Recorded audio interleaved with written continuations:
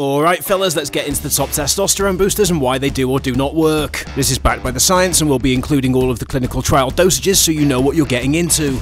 This is going to be quite a long one, so it might be a little surface level, so we'll link to the studies in the description in case you want to read a bit more. If you're looking for a specific product to go and buy, we've got a different video on our top picks, but if you want a quick recommendation, we generally say Prime Male or Testo Fuel, with Prime Male being the best all-rounder, and Testo Fuel being the one to go for if you're a bit more focused on the gym. Now onto the list. First up, we've got Ashwagandha, and if you've been looking at testosterone boosters, you've probably seen this one around, with it being one of the more popular ones on the market. If we take the 2019 study published in the American Journal of Men's Health, it showed that men who took 600mg of ashwagandha root extract daily for 8 weeks experienced an increase in testosterone levels by 17%. And there's a few other studies that show pretty similar results, and even some that show 300mg can have benefits for cortisol, sleep, and muscle gain. All in all, ashwagandha is pretty well backed to reduce cortisol. You just want to make sure you're looking for the specific extract, KSM66, otherwise it might not be nearly as effective. Next up, we're going to have Panax Ginseng, or Korean Red Ginseng. This one's been shown to improve performance, if you get my drift. In a study published in Hormone and Metabolic Research, participants who consumed 900mg of ginseng daily for 12 weeks saw quite a notable gain in testosterone levels. This came as a result of compounds known as ginsenosides that are believed to stimulate the production of luteinizing hormone, which is responsible for triggering testosterone production in the testes. There are ways of standardizing this extract, so you don't need a full gram to get the effects, but do make sure to look for something that's dialed in on the ginsenosides. Third on the list is zinc. Now, zinc by itself isn't going to raise testosterone, but even a minor deficiency has been shown to crash it. In the cases of men who had low testosterone, the 15 to 30mg per day of zinc has been enough to cause a significant bump and even reverse their testosterone levels to normal. That's because zinc's a vital building block for testosterone synthesis, and a deficiency in this mineral can completely tank your T levels. Next up is vitamin D, and this doesn't get nearly enough coverage. Another randomized trial from Hormone and Metabolic Research, this one found that men who took 3000 IU of vitamin D daily for 12 months saw their testosterone levels rise by nearly 25%. Vitamin D receptors are found in the testes, and the hormone helps regulate enzymes involved in testosterone production. Not only that, but it's been shown to boost athletic performance aside from its ability to raise test production, so if you're looking at a test booster for gym gains, then vitamin D is a must. And we're not even counting the fact that over half the adult population is deficient. Coming in at number 5, we've got Fenugreek, another herb that's got some real decent science actually backing its test boosting claims. A study published in Phytotherapy Research had participants take 500mg of fenugreek extract daily for 8 weeks. The results increased testosterone and overall strength. Fenugreek contains compounds called saponins which help produce enzymes that convert testosterone into estrogen, ensuring more free testosterone circulates in your bloodstream. Next in is DHEA, a hormone naturally produced by your body, and it acts as the precursor to testosterone. Supplementing with DHEA has shown promising results, especially in older adults. A study published in Clinical Endocrinology found that men who took 50mg of DHEA daily for 6 months saw an increase in testosterone levels and improved sexual function. DHEA can help replenish your natural hormone levels as they decline with age. And now we're on to Tribulus. Tribulus terrestris is often touted as a testosterone booster, although the evidence is a little mixed. There are some studies that show promise, and the foremost of these is a 90-day study published in the Journal of Endopharmacology. In that study, men took 750mg of Tribulus extract daily. They saw improvements in libido and sexual function, although the impact on testosterone levels was relatively modest.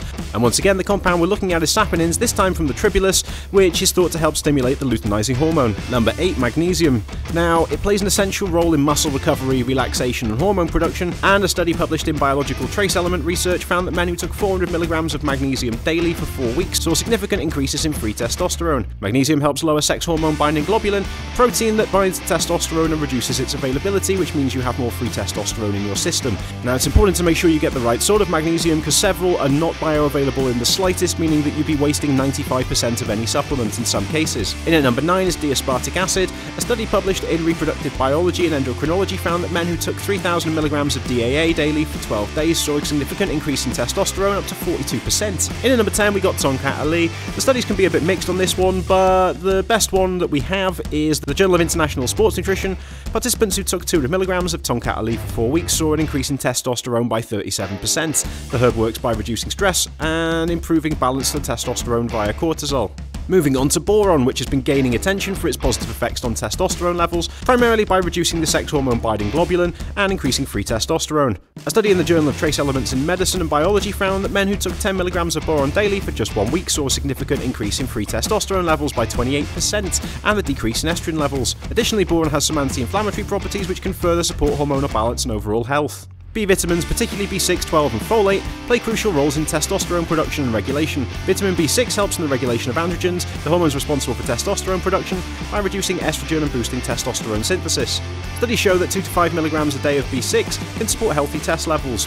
Now moving on to luteolin. This is a flavonoid found in various fruits, vegetables, herbs, and has shown some potential in balancing hormones.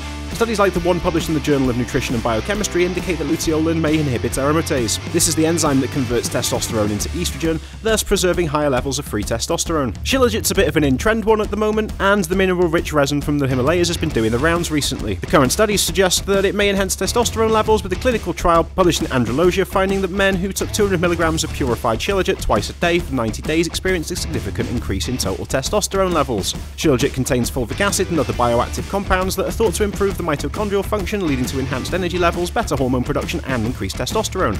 Coming on to nettle roots, it's often used in testosterone supplements for its potential to reduce SHBG. Yeah, once again we're hitting on sex hormone binding globulin. And by lowering the SHBG, nettle root may well increase free testosterone. The evidence is pretty good on this one, with numerous studies showing at least moderate effects.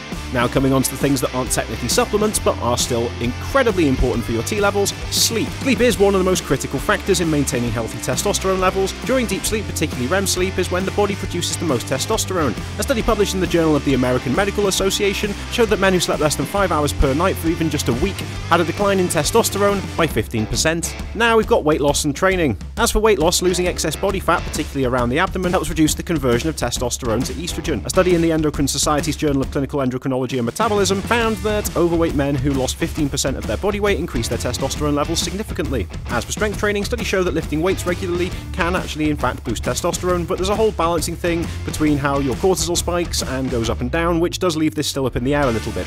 Now let's get on to some of the honourable mentions. These ones may not actually be particularly effective at boosting testosterone, but there's something in here that makes them worthwhile talking about.